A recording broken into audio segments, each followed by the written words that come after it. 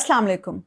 बिलाखिर पाकिस्तान और कतर की सालसी में इस्लामाबाद मुफाहमती याददाश्त के तहत अमरीका और ईरान के दरमियान जो तकनीकी सतह के मुज़ाकरात हैं कल यानी 21 जून को स्विट्ज़रलैंड में होने जा रहे हैं। इस हवाले से अब कन्फर्मेशन आ चुकी है कि ईरानी मुज़ाकराती टीम स्पीकर बाकर कालिबाफ और वज़ीर ख़ारजा अब्बास इराक़ची की क़यादत में रवाना हो चुकी है। जेडी वेंस भी ये वाज़े कर चुके हैं कि जेरेड कुशनर और स्टीव विटकॉफ पहले से ही स्विट्ज़रलैंड में मौजूद हैं और जेडी वेंस भी इम्कान है कि कल तक वहाँ पहुँच जाएंगे। इसके साथ साथ जो ईरान है वो मुसलसल एक बात को वाज़े कर रहा है। ईरान की तरफ से जो ईरानी वज़ारत ख़ारजा के तर्जुमान हैं इस्माइल बकाई, उन्होंने बहुत वाज़े तौर पर यह कहा है कि ईरान मुसलसल वादों की पाबंदी कर रहा है, अपनी ज़िम्मेदारियाँ पूरी कर रहा है, लेकिन साथ ही साथ हम मुखालिफ फरीक से भी ये उम्मीद रखते हैं, यानी अमेरिका से ये उम्मीद रखते हैं कि वो इसराइल को लबनान पर हमले करने से रोके, क्योंकि इसराइल जो है वो किसी भी सूरत हाल में बाज नहीं आ रहा है। मुसलसल सैबोटाज कर रहा है, इन मुज़ाकरात को मुसलसल सैबोटाज करने की कोशिशें वो जारी रखे हुए है, क्योंकि लबनान पर आज भी जो हमले किए हैं इसराइल ने उसमें 5 अफराद जाँ बहक हुए हैं। नेतन्याहू का जो बयान है ताज़ा, उसमें ये कहा गया है कि इसराइली फोर्सेस जो हैं वो लबनान के सिक्योरिटी बफर जोन में मौजूद रहेंगी। फिर इसराइली जो सिक्योरिटी वज़ीर है वो भी ऐसे अजीब व गरीब बयान दे रहा है जो कि तैश दिलाने वाले हैं।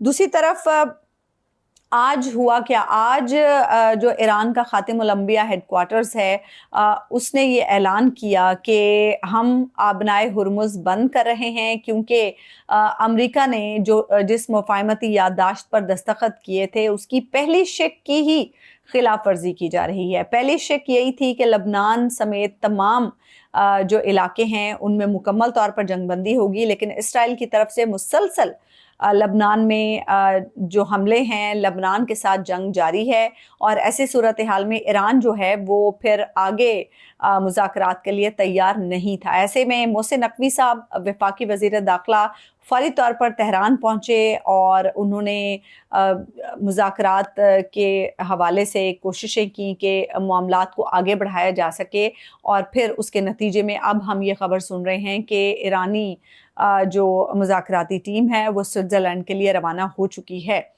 अब इसमें देखना ये होगा कि इसराइल जो कोशिशें कर रहा है उसका इन मुज़ाकरात पर कितना असर पड़ता है, क्योंकि ये तो ईरान को भी मालूम है कि इसराइल जो है वो इन मुज़ाकरात को कामयाब नहीं होने देना चाहता।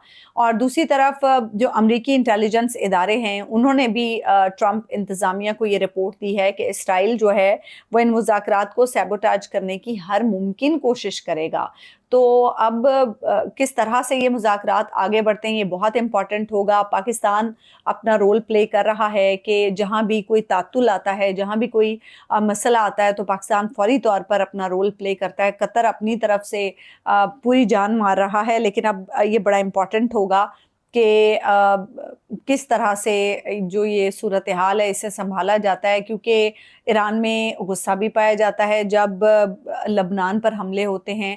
तो फिर ऐसी सूरत हाल में अगर दोबारा आबनाए हुर्मुज़ बंद होने की बात होती है तो फिर यकीनन मामलात जो हैं वो दोबारा ख़राबी की तरफ भी जा सकते हैं। लेकिन अब बहरहाल चलें, कल जो स्विट्ज़रलैंड में मुज़ाकरात होने जा रहे हैं उसमें आगे क्या तय पाता है, तकनीकी सतह के जो मुज़ाकरात हैं उसमें क्या डिटेल्स सामने आती हैं। जब ये मामला आगे बढ़ेगा तो फिर इस पर बात करेंगे। एक और अहम खबर है जी, आज कोट लखपत जेल में एंटी टेररिज्म कोर्ट के जज मंजर अब्बास साहब ने 9 मई के एक और मुकदमे का फैसला सुनाया है। 18 जून को ये फैसला महफूज किया गया था और आज उन्होंने ये फैसला सुनाया है। इस फैसले के तहत जी शाह महमूद कुरैशी साहब को एक बार फिर से बरी कर दिया गया है और इस मुकदमे में डॉक्टर यास्मीन राशिद साहिबा, महमूद रशीद साहब, उमर सरफराज चीमा साहब और एजाज चौधरी साहब को 10-10 साल की सजाएं सुनाई गई हैं। ये मुकदमा है जी 9 मई को मुगलपुरा में गाड़ियां जलाने का मुकदमा। और जो दिलचस्प बात है वो ये है जी कि जो तफ्तीशी टीम का तफ्तीशी अफसर था उसने अदालत को ये बताया है जी कि इस केस में शाह महमूद कुरैशी, डॉक्टर यास्मीन राशिद, महमूद रशीद साहब, एजाज चौधरी साहब और उमर सरफराज चीमा साहब के जिस्मानी तौर पर किसी भी तरह से मुलविस होने का कोई इम्कान नहीं है, और कोई वो मुलविस हैं हो भी नहीं सकते इस जिस्मानी तौर पर इस तरह के केस में। लेकिन इसके बावजूद, तफ्तीशी अफसर के बयान के बावजूद अदालत ने इन रहनुमाओं को सज़ा सुनाई और शाह महमूद कुरैशी साहब को एक बार फिर से बरी कर दिया गया।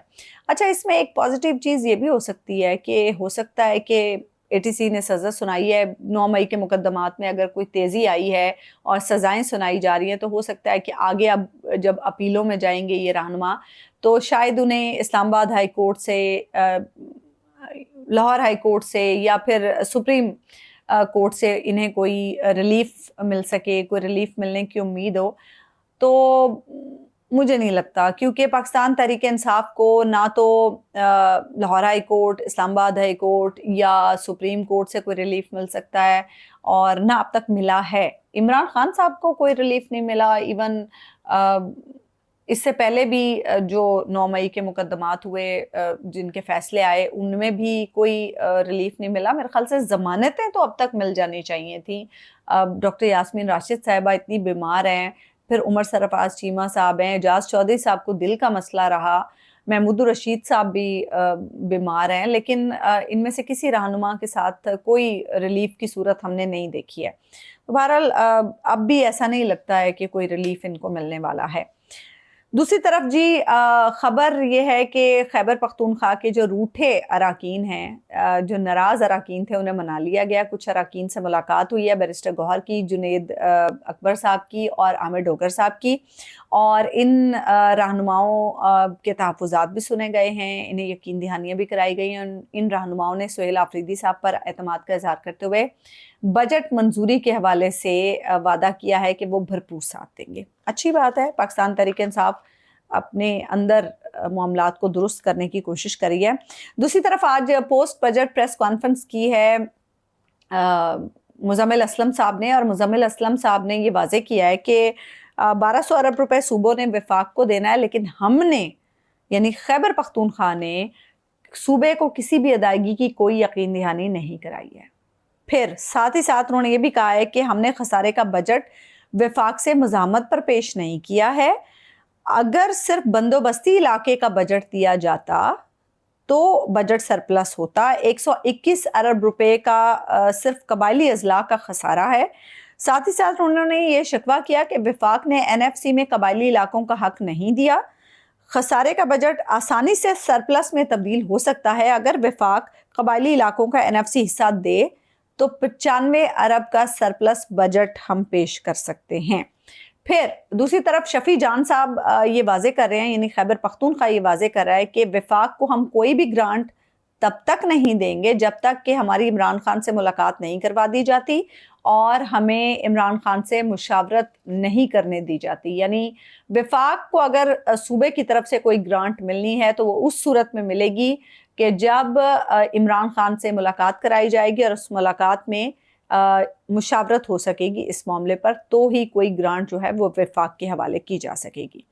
तो ये सारी सूरत हाल है जी खैबर पख्तूनख्वा और पाकिस्तान तहरीक इंसाफ के हवाले से। एक और बड़ी दिलचस्प खबर है जी, वो ये है जी कि पंजाब असम्बली में एक रुकन हैं अरशद मलिक साहब, उन्होंने आज जी एक मुतालबा किया है असम्बली में। उन्होंने कहा जी जो 5000 रुपए का नोट है उस पर नवाज शरीफ साहब की तस्वीर होनी चाहिए। अच्छा जी, क्यों भाई, क्यों होनी चाहिए?